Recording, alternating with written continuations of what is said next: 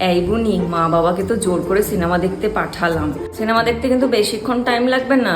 মা বাবা দেখবে 2.5-3 ঘন্টার মধ্যে বাড়ি চলে আসবে। তার মধ্যে পায়েস বানাতে হবে, আমাকে ঘরটা সাজাতে হবে। তুই না বেলুন ফুলিয়ে ঘরটা সাজাতে শুরু কর, আমি পায়েসটা বানিয়ে আসছি, ঠিক আছে? হেল্প করে দেবো তোকে।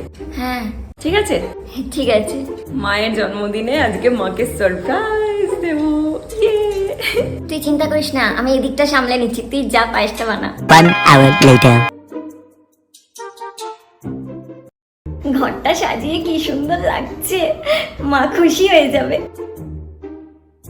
পায়েস বানানো হয়ে গেছে, একটা কেকও বানিয়ে ফেলেছি। যাই দেখে আসি মনাইটা একা একা পারছে কিনা।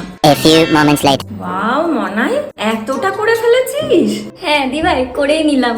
তোর হয়ে গেছে সব পায়েস টায়েস? হ্যাঁ, পায়েস কেক সব বানিয়ে ফেলেছি। 1 hour later. হ্যাপি বার্থডে মা, দেখো তোমার জন্য সারপ্রাইজ। হ্যাপি বার্থডে মা। তোরা সারা দুপুর ধরে এইসব করেছিস? এই এত বেলুন ফুলিয়েছিস? কে বেলুনগুলো মনাই ফুলিয়েছে? আর ওই পায়েস এই সেই সব শোনায়?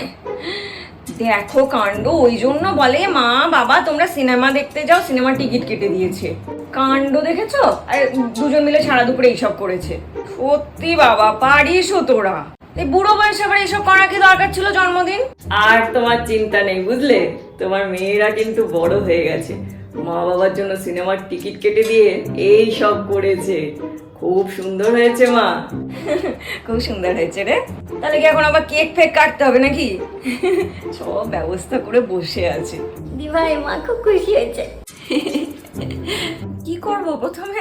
বাবা আমার তো কেমন লাগছে, তোরা কি সব করেছিস। হ্যাঁ, প্রথম আচ্ছা, ক্যান্ডেল, আচ্ছা, candle গুলো। ক্যান্ডেলটা করতে হবে। তোমার মেয়েরা একটু ভালোবেসে করেছে।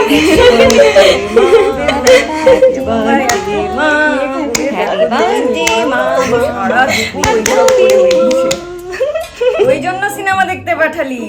আয় আয় আয়, তোরা আগে খা, তারপর আমি খাবো।